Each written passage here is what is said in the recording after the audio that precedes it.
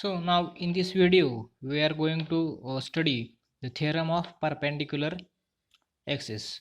The statement of theorem of perpendicular axis is Iz is equal to Ix plus Iy. So Iz is nothing but moment of inertia of a rotating rigid body about z axis, which is equal to summation of moment of inertia of that body about x axis plus moment of inertia of that body about y-axis. So, what is the need of theorem of perpendicular axis in calculation of moment of inertia? So, see, if a body is rotating about a symmetrical axis, then we use integration or mathematical integration method to find out its moment of inertia.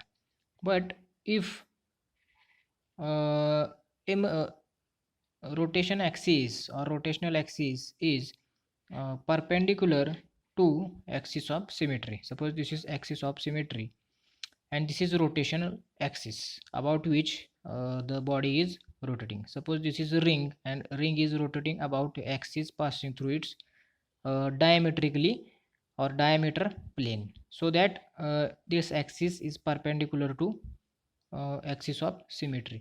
So in this case uh, the perpendicular axis theorem is used to find out the moment of inertia.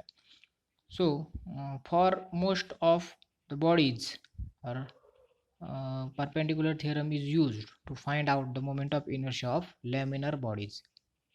So what are laminar bodies? Examples of laminar bodies that are a leaf like structure, again ring, disc. Okay, such are plane sheets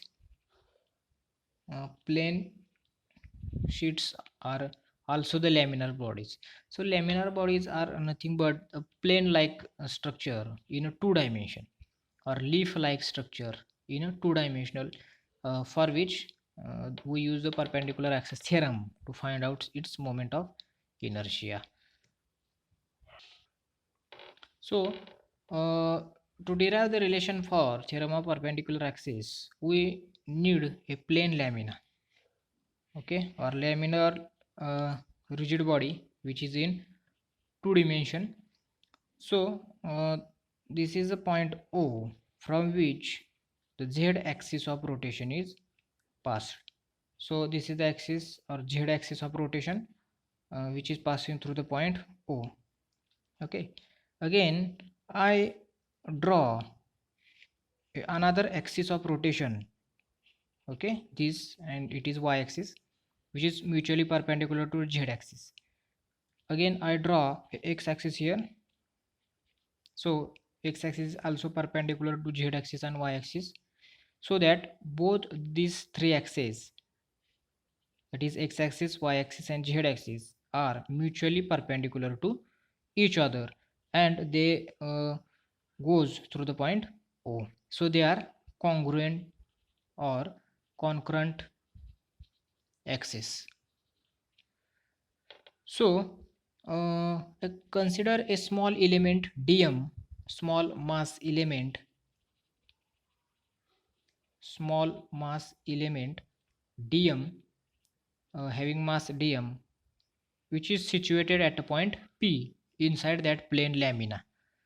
Okay, so distance of that P point from x axis, suppose this is distance of P point from x axis, it is equal to y, and the distance of that P point from y axis, it is equal to x. How?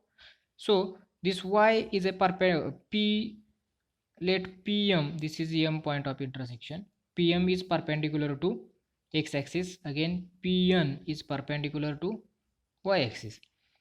So on this much amount of distance is y, so the side opposite to this square is y. Again om is equal to x, so the front side of om is